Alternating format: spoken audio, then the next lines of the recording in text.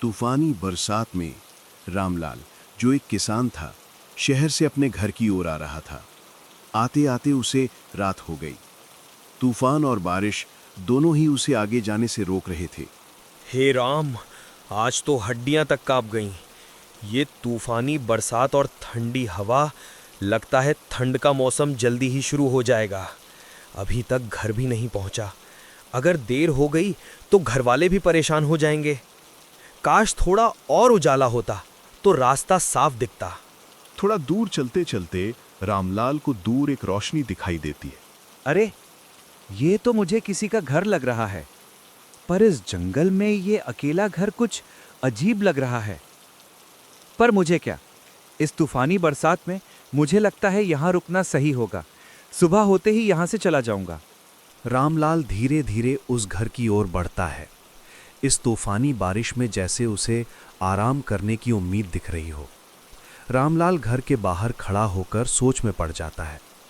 वो मन ही मन सोचता है कि अंदर जाना सही रहेगा या नहीं, पर फिर वो आखिरकार अंदर जाने का फैसला कर ही लेता है। कोई है घर में? कोई है? मदद चाहिए। इस तूफानी बारिश में सफर करना मुश्किल है। अंधेरा भी ज्यादा है। कोई सुन रहा है मेरी बात? तभी अंदर से काली साड़ी पहने एक बुजुर्ग औरत दरवाजे पर खड़ी हो जाती है और बोलती है, अरे बेटा, इतनी तूफानी रात को तुम यहाँ इस वीराने जंगल में कहाँ रास्ता भटक गए? अरे अम्मा, मैं रामलाल हूँ। पालमपुर गांव से हूँ। किसान हूँ अम्मा। बस शहर से बीज लेने आया था, पर घर आते आते रात हो गई। तूफानी बारिश में सफ़र करना मुश्किल है। अगर एक रात मुझे यहाँ रुकने की इजाज़त मिल जाती तो सुबह होते ही चला जाऊँगा। अंदर आ जाओ मुसाफिर, बाहर इस तूफानी बारिश में रुकना ठीक नहीं। रामलाल और वो बुजुर्ग औरत कमरे में आकर बैठ जाते हैं। रामलाल की नजरें कमरे की इधर उधर घूम रही थीं। अम्मा, आप यहाँ पर इस वीरान जंगल में अकेली रहती हो? क्या आपको इस वीराने में डर नहीं लगता? हमारे तो गांव में एक जानवर आ जाए तो पूरा गांव डर जाता है, पर यहाँ तो आप बैठे ही जंगल के बीच हो। क्या करें बाबू, मजबूरी इंसान से क्या नहीं करवाती। हमारे गांव में आग लगने के कारण सब कुछ खत्म हो गया। दूसरे गांव में रहने गए तो उन लोगों ने रहने को कोई ठिकाना नहीं दिया। फिर मैं और मेरी बेटी यहाँ इस पुराने घर में रहकर गुजारा कर रहे हैं। उनकी ये बात सुनकर रामलाल के चेहरे पर एक तरह सी उदासी छा जाती है। बेटी? आपकी बेटी भी है? वो यहाँ नहीं है क्या? कहीं दिखाई नहीं दे रहे। वो बेटा, वो दूसरे कमरे में सो रही है। वो शाम होते ही आराम करती है और सोने चली जाती है। चलो अब तुम भी आराम कर लो, मैं जाती हूँ। अगर कुछ चाहिए होगा तो आवाज लगा देना। अगर भूख लगी हो तो कुछ खाने को ला दूं? नहीं नहीं, शुक्रिया। मैं रास्ते में ढाबे पर रुका था, वहाँ खाना खा लिया था। आप जाइए, आराम कर लीजिए। कोई ज़रूरत हुई तो मैं बुला लूँगा। वो बुजुर्ग औरत वहां से चली जाती है। रामलाल बिस्तर पर लेट जाता है और सोने की कोशिश करता है। कुछ देर बाद उसे पायल पहने औरत के चलने की आवाज आने लगती है। वो एकदम से उठकर बैठ जाता है। वो सोचने लगता है कि आखिरकार इतनी रात को, रात की इस पहर कौन होगा। वो देखने के लिए बाहर की तरफ आता है। बाहर बारिश रुक गई थी। जैसे ही वो बाहर आता है, एक लड़की उसे बैठी हुई दिखाई देती है। आप यहाँ इस रात? अम्मा कह रहे थे कि आप सो गए हैं। क्या हुआ? इतनी रात को आप बाहर क्यों बैठे हो? अंधेरे में अकेले? सब ठीक है ना? जी हाँ, मुझे नींद नहीं आ रही थी तो सोचा बाहर घूम लूं। आप कौन और यहाँ क्या कर रहे हैं? जी, मैं किसान हूँ। शहर से बीज ले आया था। वापस आते वक्त तूफानी बारिश के कारण मदद लेने आया था, तो अम्मा ने यहाँ रुकने को कह दिया। मैंने भी सोचा तूफानी बारिश में आगे कहाँ जाऊँगा, तो रुक गया। तब आप शायद सो रही थी। हाँ जी, बिल्कुल सही किया आपने। इस तूफानी बारिश ने बहुत लोगों से बहुत कुछ छीना है। वैसे भी इस अंधेरी रात में आपका जाना मुश्किल ही था। कम से कम यहाँ रात आराम से रुककर सुबह तसल्ली से जा पाएंगे। थोड़ी देर बारिश रुकी थी तो बाहर आ गई, पर बादल देख के लगता है बरसात फिर से शुरू होने वाली है। अब तो मुझे भी लग रहा है कि मैंने सही ही किया यहाँ रुकने का सोचकर। अगर यहाँ नहीं रुकता तो आपसे मुलाकात कैसे होती? आप भी कैसी बात कर रहे हैं? भला मुझसे मिलकर क्या ही होगा? पर हाँ, जहाँ किसी को मिलना होता है वो वहाँ मिल ही जाता है। पर इन काली तूफानी रातों में हर कोई मिलने वाला सही हो ये जरूरी नहीं है बाबू। आपकी बातें सुनकर मैं डरूं या हंस दूं? आप तो ऐसे बोल रही हो जैसे बारिश में इंसान में ही भूत घूमते हो। इतना नहीं सोचा करते। आप अपना बताइए, इस जंगल में रहकर बोर तो नहीं हो गए? वो बातें कर रहे होते हैं, पर इतने में फिर से बारिश शुरू हो जाती है। वो दोनों अंदर आते हैं। अंदर आते ही रामलाल सोने के लिए कमरे में आ जाता है और बैठकर माया के बारे में सोचने लगता है। रामलाल इतनी गहरी नींद में सोया था कि दिन कब हो गया पता ही नहीं चला। अरे ये क्या, दिन भी हो गया और मैं यहीं सोया हुआ हूँ। देर हो जाएगी गांव जाने में। जल्दी उठ के माया जी से मिलकर चलता हूँ। रामलाल बिस्तर से उठकर बाहर की ओर आता है। ऐसा लग रहा था जैसे उसकी आंखें माया को ढूंढ रही हो। गांव पहुंचने की जल्दी में रामलाल ने रुकने के बजाय सीधे रास्ता पकड़ लिया था। सुबह का मौसम था, हवा चल रही थी। बारिश के बाद जंगली रास्ता हरा भरा मनमोहक लग रहा था। बैलगाड़ी की चाल धीमी थी, पर रामलाल का मन तेजी से भाग रहा था, बार बार उसी ओर, माया की ओर। वो सोच रहा था शायद उसे बिना मिले चले आना ठीक नहीं हुआ, शायद वो कुछ कहना चाहते थे। इन्हीं ख्यालों में खोया वो आगे बढ़ रहा था कि अचानक उसकी नजर सामने पड़ी। रास्ते के किनारे वहीं खड़ी थी माया। उसकी आंखों से आंसू बह रहे थे, जैसे हर बूंद किसी अधूरी कहानी की गवाही दे रही हो। अरे माया जी, आप यहाँ? क्या हुआ आपको? रो क्यों रही हैं आप? किसी ने कुछ कहा क्या? सुबह सुबह आप कहाँ चली गई थीं? सब ठीक तो है ना माया जी? बताइए कुछ। नहीं, कुछ भी ठीक नहीं है। सुबह मैं और अम्मा जंगल में लकड़ी लेने गए थे। अम्मा थोड़ी दूर गई थी कुछ खाने को चुनने। फिर वहां कुछ भयानक हुआ। मैं किसी तरह जान बचाकर भागी हूँ। क्या हुआ माया जी? ये हाल कैसे हो गया आपका? आपको तो कुछ नहीं हुआ ना? डरिए मत, मैं यहीं हूं।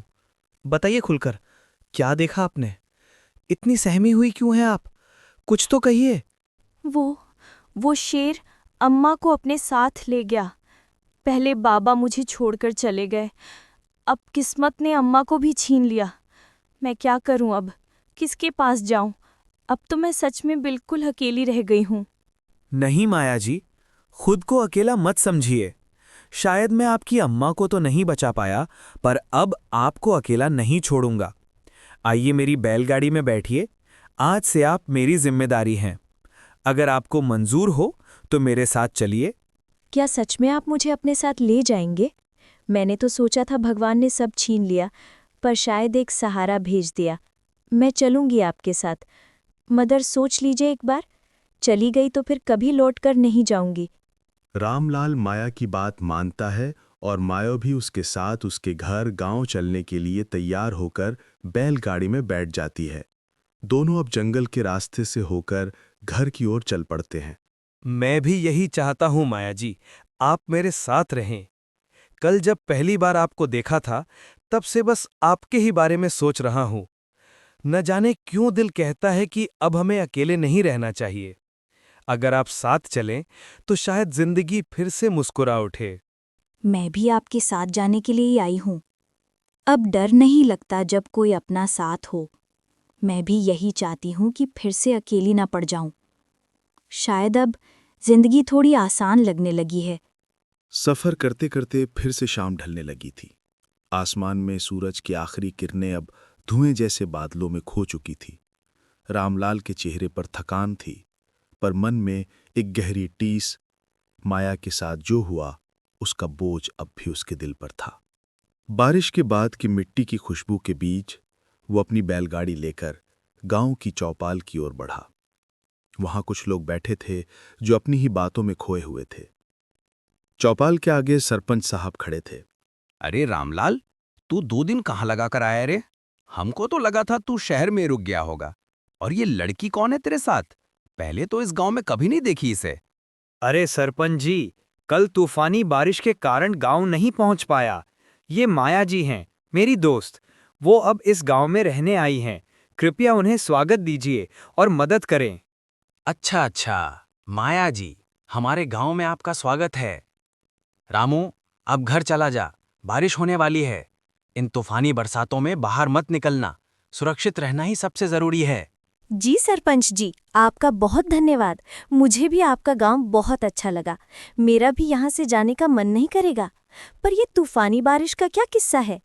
ऐसी बारिश में सच में क्या होता है? माया, तुम्हें नहीं पता यहाँ तूफानी बारिश में कितना कहर आता है। बुरी शक्तियां इस समय बहुत सक्रिय हो जाती हैं। इन तूफानी बरसातों में हमेशा घर के अंदर रहना चाहिए। सावधान रहो, कहीं कोई खतरा ना पहुंच जाए। तभी एकदम से बारिश फिर से शुरू हो जाती है। बारिश शुरू होते ही सभी अपने अपने घरों की तरफ चलते हैं। चौपाल से निकलकर रामलाल अपने घर की तरफ बढ़ा। कुछ ही देर में वो अपने दरवाजे तक पहुंचा और अंदर चला गया। बिटवा, तू तो कल आने वाला था, आया क्यों नहीं? पता है ना मुझे कितनी चिंता होती है तेरी। और ये लड़की कौन है तेरे साथ? कल तू कहाँ था? सब ठीक तो है ना? माँ, ये मेरी दोस्त माया है। इसके घर में कोई नहीं बचा। ये अकेली पड़ गई थी, इसलिए मैं इसे अपने साथ ले आया। क्या ये हमारे साथ रह सकती है? अच्छा बिटवा, ये तो बहुत बुरा हुआ इस लड़की के साथ। सही किया तूने कि इस तूफानी बारिश में इसे अकेला नहीं छोड़ा। पर मुझे बहुत अजीब लग रहा है, ये सब अचानक कैसे हुआ? ये बात तो सही है, डरना तो स्वाभाविक है ना? लेकिन आपको भी घबराहट महसूस होती है, ये मुझे अच्छा लगता है। और मुझे अच्छा लगा कि आपने मुझे यहाँ रहने दिया। चलो बेटा, सफर करके तुम लोग थक गए होगे। रामू, माया के लिए अपने कमरे के साथ वाला कमरा खोल दे। ये भी जरा आराम कर लेगी। बाकी बातें कल सुबह देख लेंगे। माया, उम्मीद करता हूँ तुम्हें ये घर और कमरा पसंद आएंगे। अब आराम कर लो, तुम बहुत थकी हुई लगती हो। अगर किसी भी चीज की जरूरत पड़े तो आवाज दे देना, मैं पास वाले कमरे में ही हूँ। ये बोलकर रामलाल वहां से चला जाता है और माया वहां शांत खड़ी रहती है। जब रात ज्यादा गहरी हो जाती है तो रामलाल गहरी नींद में सोया हुआ था। एकदम से उसको फिर से पायल की आवाज आने लगती है। रामलाल एकदम से उठकर बैठ जाता है। उसे ये अजीब लग रहा था, पहले कभी ऐसा नहीं हुआ। अरे, ये पायल की आवाज फिर से? इस बारिश में बाहर कौन घूम रहा है? कहीं माया जी तो नहीं उठ गई? उनको किसी चीज की जरूरत होगी, मुझे जाकर देखना होगा। वो उठता है और बाहर जाकर देखने लगता है। आंगन के बाहर वो देखता है कि माया बाहर से बारिश में भीगकर कहीं से आ रही थी। ये देखकर उसको अजीब लगता है। माया जी, आप रात की इस पहर कहाँ से आ रही हैं? इतनी तेज बारिश में तो कोई बाहर नहीं निकलता। सब ठीक है ना? कहीं कुछ अनहोनी तो नहीं हुई? सब ठीक है, बस नींद नहीं आ रही थी। थोड़ी देर बाहर आई तो देखा दरवाज़ा खुला था। अब उसकी कुंडी लगाकर ही वापस आई हूँ। आप परेशान मत होइए, सब ठीक है। अरे माया, कोई बात नहीं। हमारे गांव में चोरी डकैती जैसी चीजें नहीं होती। तुम फिक्र मत करो, यहाँ सब सुरक्षित है। अपने कमरे में जाकर आराम कर लो। अगर कुछ भी चाहिए तो आवाज देना, मैं पास ही हूँ। माया उस रात अपने कमरे की ओर चली गई थी, पर अगले ही दिन सुबह गांव में हलचल मच गई। तालाब के किनारे रमेश गिरा पड़ा था। ऐसा लग रहा था मानो उसके शरीर से सारा रंग उड़ गया हो। किसी ने उसकी सारी ताकत छीन ली हो। चेहरा पूरी तरह सफेद पड़ चुका था। गांव वाले, काका और सरपंच सब वहीं इकट्ठा थे। हर कोई डरा और उलझा हुआ था। अरे भगवान, रमेश को क्या हुआ? ये तो बिल्कुल सफेद सफेद सा लग रहा है, जैसे अचानक ताकत ही निकल गई हो उसमें से। क्या हुआ है, मुझे तो समझ नहीं आ रहा। जल्दी मदद बुलानी चाहिए। अब मदद बुलाने का कोई फायदा नहीं रामलाल। रमेश मर गया है, जैसे किसी ने अंदर से सारी ताकत ही चूस ली हो। मुझे भी समझ नहीं आ रहा कि ये सब कैसे हुआ। सब कुछ अचानक और अजीब सा हो गया है। बहुत समय पहले दूसरे गांव में भी ऐसा हुआ था। वहां का गांव पूरी तरह उजड़ गया था। सुनने में आया था कि उस रात पिशाचिनी आई थी और इंसानों को अपना शिकार बनाती थी। इसे देखकर मुझे वही चीज महसूस हो रही है। काका, आप भी कौन सी कहानियां ले बैठ गए? ऐसा तो कभी नहीं होता। मैंने भी सुना था कि उस गांव में आग लग गई थी। मुझे कोई और कारण लगता है। शायद पंचायत बैठानी पड़ेगी। सबको मिलकर सही हालत जानना होगा। हमारे गांव में तो ये घटना पहली बार हुई है। कहीं कोई अजनबी तो नहीं आया यहाँ? सब कुछ अचानक और अजीब सा लग रहा है। हमें सच में समझना होगा कि ये सब कैसे हुआ। अरे काका, चिंता मत कीजिए, ऐसा कुछ भी नहीं हुआ है। आप तो बस भूत प्रेत वाली कहानियां ले बैठे हैं। गांव में सब कुछ सामान्य ही है। सावधान रहना बेटा, जरूरत से ज्यादा भरोसा मत करना। काका, मुझे ऐसा नहीं लगता कि माया वैसी है जैसी आप सोच रहे हैं। फिर भी अगर आपको शक है तो मैं आज उससे बात कर लूँगा। शाम होते ही घर जाकर सब ठीक से पूछ लूँगा। आप चिंता मत कीजिए, सब साफ हो जाएगा। रामलाल वहां से उठकर घर की ओर चल पड़ा। रास्ते भर उसके मन में बस एक ही बात घूम रही थी, रमेश के साथ जो हुआ वो आखिर क्यों हुआ। शाम ढल चुकी थी जब रामलाल अपने घर पहुंचा। घर पहुंचते ही उसने अपनी माँ को सारी बात बताई, तालाब, भीड़ और रमेश की हालत के बारे में सब कुछ। बात सुनकर उसकी माँ गहरी सोच में पड़ गई। फिर बोली, बेटा रामू, मुझे लगता है अब सच्चाई जानने का वक्त आ गया है। आज रात तू माया का पीछा करना, देखना वो कहाँ जाती है और क्या करती है। उस रात रामलाल को नींद नहीं आ रही थी। सरपंच और काका की बातें बार बार उसके मन में गूंज रही थी। उसने सोचने लगा, अगर माया वैसी नहीं है जैसी वो दिखती है तो आज सच्चाई पता लगानी ही होगी। उसने तय कर लिया, इस बार वो माया का पीछा करेगा और हर राज को सामने लाएगा। जब रात गहरी हो गई तो उसको घुंघरुओं की आवाज आई। वो एकदम से उठा और बाहर की तरफ जाने लगा। उस रात रामलाल चुपचाप माया के पीछे पीछे चलने लगा। घना जंगल था, चारों तरफ सन्नाटा और ठंडी हवा चल रही थी। माया बिना मुड़े आगे बढ़ती रही और कुछ देर बाद दोनों खेतों के पास पहुंच गए। रामलाल एक बड़े पेड़ के पीछे छिप गया। माया धीरे धीरे खेत की ओर जा रही थी जहां एक किसान उसकी ओर आता दिख रहा था। अगले ही पल माया अचानक उसकी तरफ बढ़ी और एक झटके में उस पर हमला कर दिया। रामलाल के होश उड़ गए। माया का चेहरा अब इंसानी नहीं लग रहा था। उसके मुंह पर अजीब से निशान थे और आंखें लाल हो गई थी। ये देख रामलाल का दिल दहल गया। वो बिना आवाज किए धीरे धीरे पीछे हटा और दबे पांव वहां से भाग गया। वो अपने कमरे में आकर सोने की एक्टिंग करता है जैसे उसको कुछ पता ही ना हो। माया उसके कमरे में आती है और उसे सोता हुआ देख वापस चली जाती है। रामलाल अगले दिन काका को और सरपंच को सारी बात बताता है। फिर वो योजना बनाते हैं।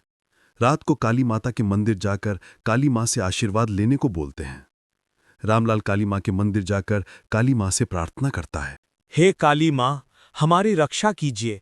गांव में 2 लोग पिशाचनी की वजह से जीवन खो बैठे हैं। हे माँ, आपका दर्शन दीजिए और इस विपदा से हमें बचाइए। हम आपकी शरण में आते हैं। हमारी सुनिए और हमारे घरों को सुरक्षित रखिए। कृपया इस अंधेरे से उजाला लाकर हमें फिर से शांति दीजिए। प्रार्थना स्वीकार करके मां काली प्रकट होती हैं। रामू, तेरी भक्ति ने मुझे प्रसन्न किया है। आज मैं तुझे वो वरदान देती हूँ जिससे इस गांव पर कोई बुरी शक्ति फिर कभी दृष्टि न डाले। इस मंत्र का जाप करना, ओम क्रीम कालिकाय नमः रक्षस्व माम सर्वतः। ये तेरा कवच बनेगा। जा बेटा, अब तेरे साहस से ये अंधकार मिटेगा। मैं धन्य हो गया माँ, आपके दर्शन पाकर। मुझ पर आपने कृपा की है माँ। मैं जब तक जिंदा रहूंगा आपकी पूजा में अपनी जिंदगी बिता दूंगा। जय काली माँ की। मां काली से आशीर्वाद लेकर रामलाल माया के पास आता है। मेरे सामने तुम्हारा सच आ गया है माया। तुम यहाँ गांव के लोगों को मार रही हो। मैंने तुम्हारा असली रूप देख लिया है। अच्छा यही रहेगी कि तुम यहाँ से चली जाओ, वरना अच्छा नहीं होगा ये तुम्हारे लिए। तो तू रोकेगा मुझे? मुझे आज तक रोकने वाले मरे गए, तुम मुझे रोकने की बात कर रहा है। सोचा था तुझे सबसे आखिर में देखूंगी, पर लगता है अब पहले तुझे ही ऊपर पहुंचाना पड़ेगा। माया एकदम से अपने असली रूप में आ जाती है। रामलाल काली मां का मंत्र जाप करने लगता है। ये मंत्र पढ़ना बंद कर रामलाल, तू नहीं बच पाएगा। ये मंत्र मत पढ़, मैं जल रही हूँ। मैं वापस आऊंगी, याद रखना तू। तुझे और तेरे गांव को खत्म करने मैं वापस आऊंगी।